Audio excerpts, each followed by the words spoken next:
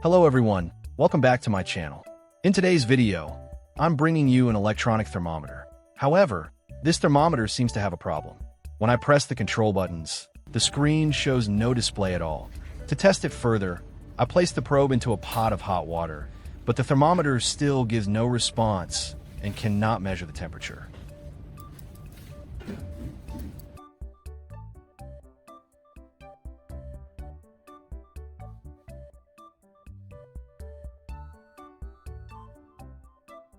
It looks like this device has developed a fault, so I'm going to try repairing it.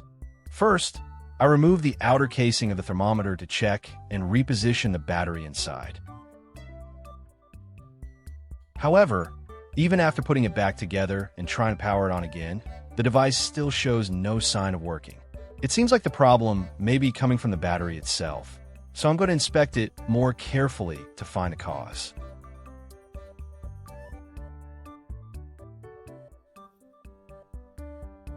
Small batteries like this often become drained or oxidized after long use, causing the device to stop working properly. First, I use a multimeter to check whether the battery still has any power left.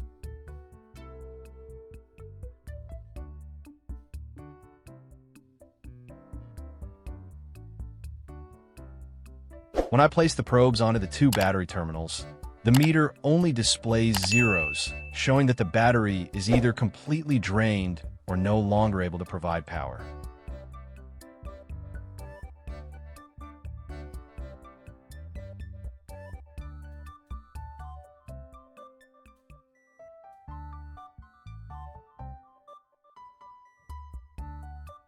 Next, I'm going to try using an electrolysis method to restore some power to this battery. Here I prepare a cup of water.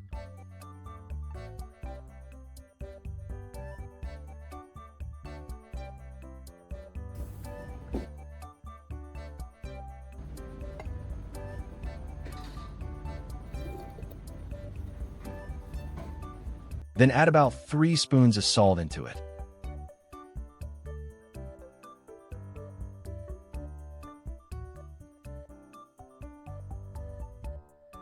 After that, I stir the mixture until the salt completely dissolves.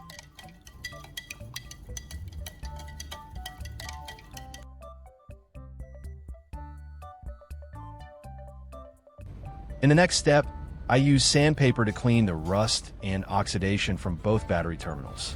This helps improve electrical contact and allows the electrolysis process to work more effectively.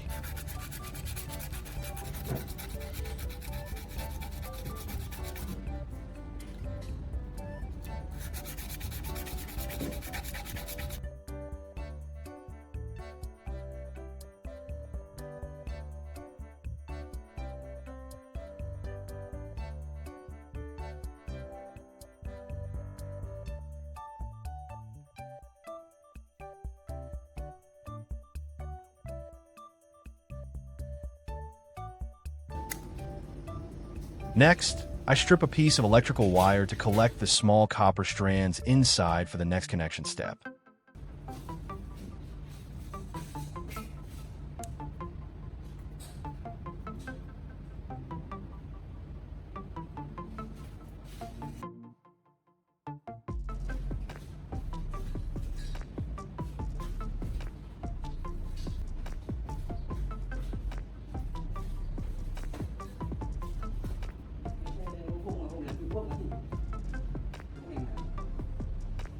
I wrap the copper strands around the battery to create better electrical contact during the electrolysis process.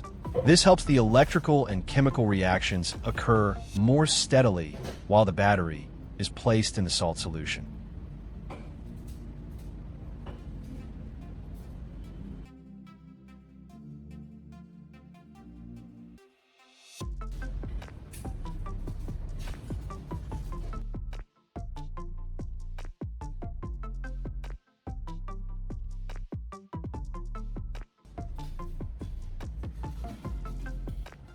After that, I place the battery into the cup of salt water.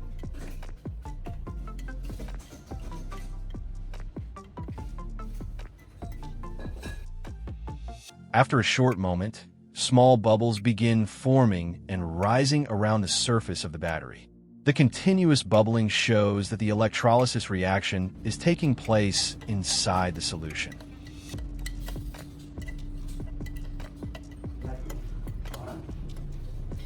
After about 10 minutes, I remove the battery from the salt solution. Then, I use a paper towel to dry the entire surface of the battery before moving to the next step.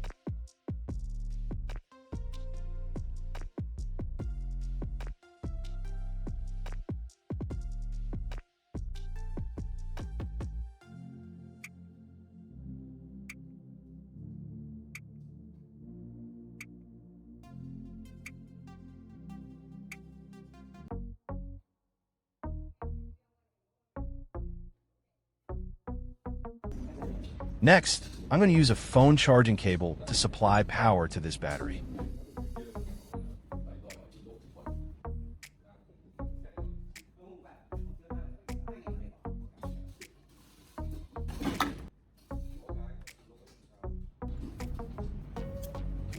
First, I strip away the outer insulation to expose the wires inside.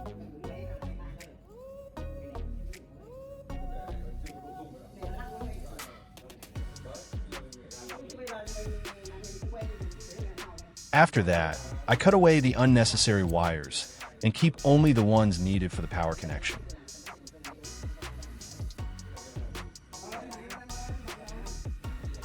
I strip the insulation from the two main connection wires to expose the copper core inside, preparing them for the electrical connection with the battery.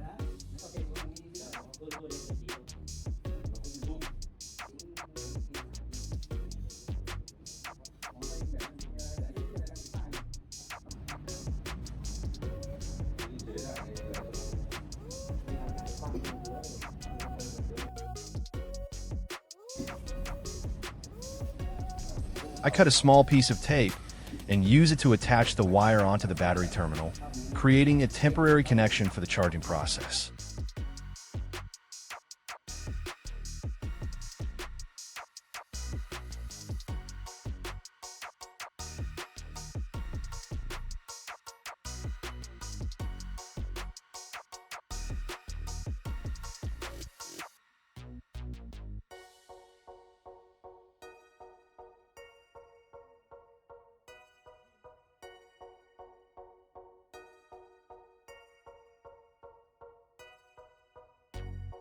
Finally, I plug the charger into the power outlet to begin charging the battery.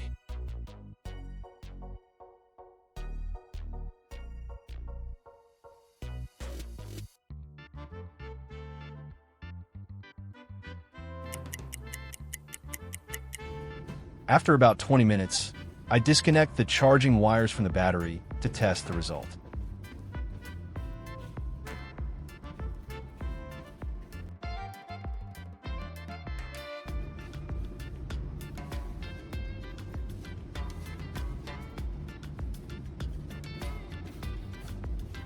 Now it's time to test the battery in real use.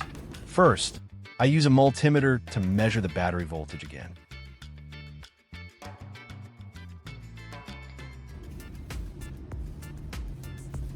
When I touch the probes to both battery terminals, the meter displays around 1.19 V.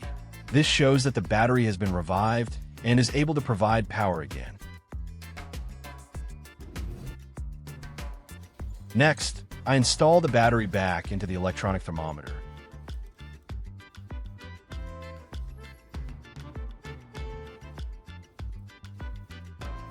As you can see, the thermometer screen now starts displaying the basic information normally again.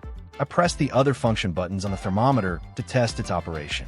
The buttons now respond normally, and the display changes between functions quite smoothly. Now, I'll test it in real conditions. I place the thermometer probe near a heat source to check its performance.